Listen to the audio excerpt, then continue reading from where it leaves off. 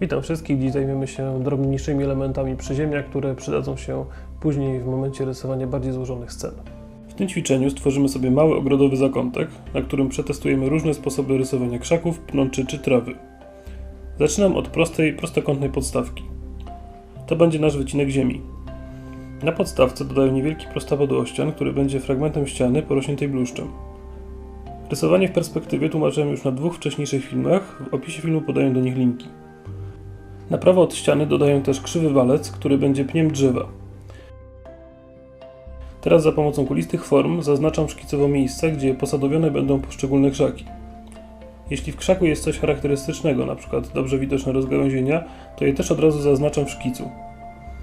Stopniowo dogęszczam kompozycję coraz drobniejszymi elementami. Dla zachowania równowagi staram się przełamywać pionami masywne formy. Należy pamiętać, by obiekty nakładały się na siebie, wtedy scena będzie wyglądała najbardziej realistycznie. Na ścianie zaznaczam postrzępioną kreską obszar porośnięty bluszczem, a łukowatymi liniami fragmenty pnącza zwieszające się na pień drzewa.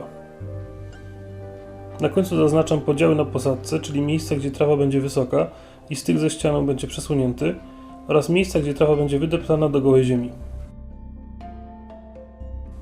Cały ten wstępny szkic wykonuję ołówkiem o twardości 2B.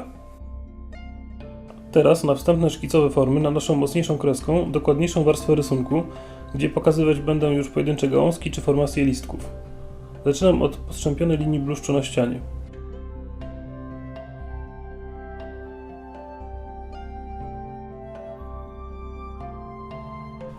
W miejscu, gdzie bluszcz zwiesza się ze ściany, nie przejmuję się pionową krawędzią i staram się ją wręcz zakryć.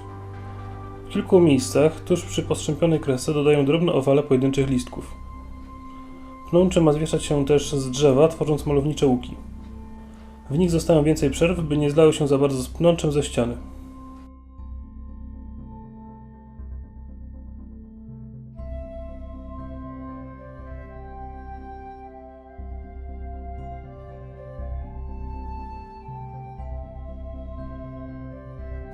Dodaję teraz kilka poszarpanych obszarów na nudnym jak dotąd wewnętrznym obszarze bluszczu.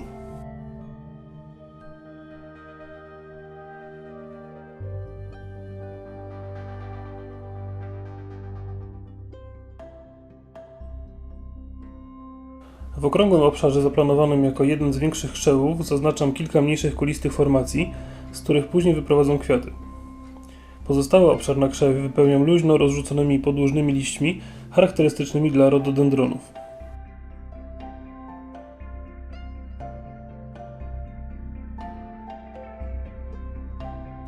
Pionowe, wrzecionowate formy to upchane jednym przy drugim dzwoneczkowate kwiaty na parstnicy. Zaznaczam je mocniej postrzępioną kreską, robiąc raz na jakiś czas spontaniczne wcięcia w kwiatostanie. W tej skali nie ma sensu rysować pojedynczych kwiatów. Aby zasugerować iglasty krzew po prawej stronie, cały jego kontur zaznaczam kreską strzępiącą się głównie w kierunku pionowym. Następnie z jego wierzchołka wyprowadzam wiele linii pomocniczych, tym bardziej łukowatych, im dalej są od osi środkowej krzewu. Dalej pomagając sobie kierunkiem tych linii, dodaję podobne do konturu postrzępione wypełnienie wnętrza krzewu.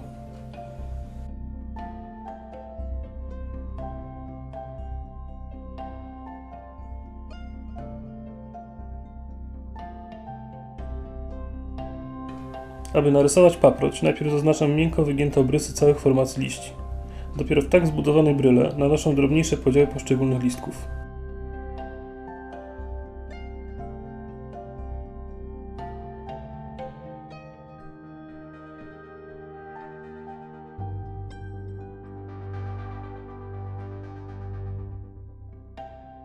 Styk ściany i murawy będzie zakryty przez większe źdźbła trawy. Zaznaczam je wieloma sąsiadującymi ze sobą pionowymi, lekko wygniętymi kreskami. Unikam tu jakichkolwiek poziomych kresek. Dalej trawę rozprowadzam wieloma podobnymi, ale już nieco drobniejszymi kreskami.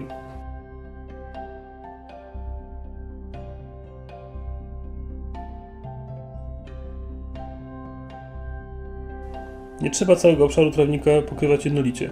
Lepiej spróbować zasugerować podziały na drobniejsze kępki. Na części obszaru trawnika pozostają też poziome, wrzecionowate plamy, sugerujące wydeptane miejsca i ratujące przed monotonnym cieniowaniem trawy później. Do cieniowania używać będę ołówka automatycznego z wkładem o twardości 4B. Cieniowanie rozpoczynam od obiektów po lewej stronie, aby później nie rozcierać wszystkiego nadgarstkiem. Zaczynam od szarej plamy bluszczu, w której pozostawiam nieregularne jasne prześwity oraz w której dodaję ciemniejsze, prawie czarne akcenty. Takie różnicowanie natężenia szarości oraz utrzymywanie jak najbardziej nieregularnego obrysu plamy jest kluczowe dla uzyskania realistycznej formacji liści jakiegokolwiek drzewa czy krzewu. O tworzeniu takiej plamy wspominałem przy okazji pierwszego filmu z tej serii, jak rysować drzewo prostym sposobem, natomiast rysowanie pojedynczych gałązek czy liści omawiałem dokładnie w filmie o detalach drzew.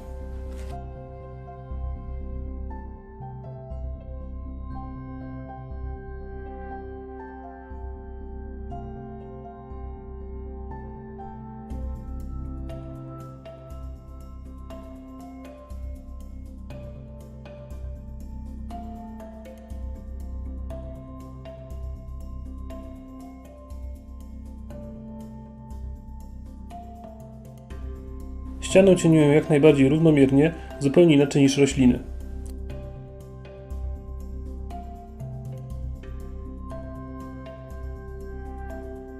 Na jej styku z bluszczem dodaję jedynie nieco miękkiego cienia.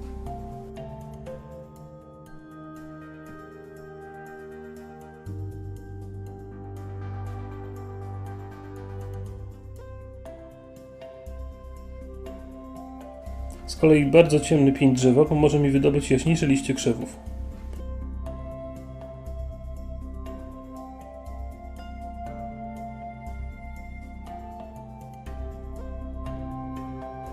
Aby kolejne rośliny były rozpoznawalne, a wszystko nie zlało się w jedną szarą plamę, staram się pozostawiać jak najwięcej jasnych blików na liściach czy prześwitów między nimi.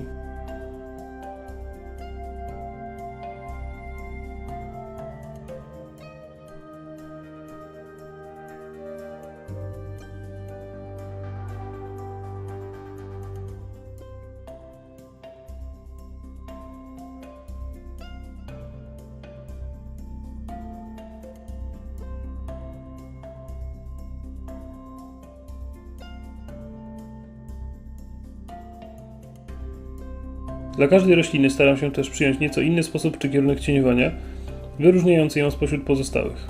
Bluszcz cieniuję bez akcentowania żadnego kierunku. W rododendronach podkreślam kierunek każdego liścia, a w iglakach staram się wzmocnić postrzępiony pion.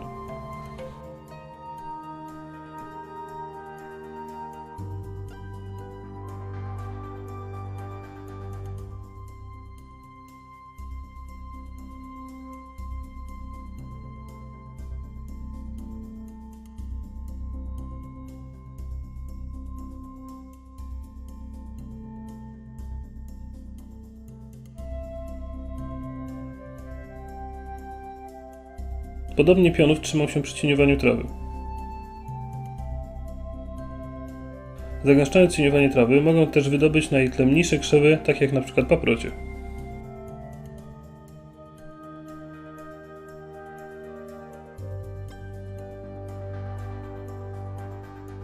Wiele rzeczy, które pokazywałem na tym filmie, można też częściowo odnaleźć na poprzednich filmach poświęconych rysowaniu drzew i detali drzew, a za tydzień zapraszam Was na zajęcia poświęcone rysowaniu chmur.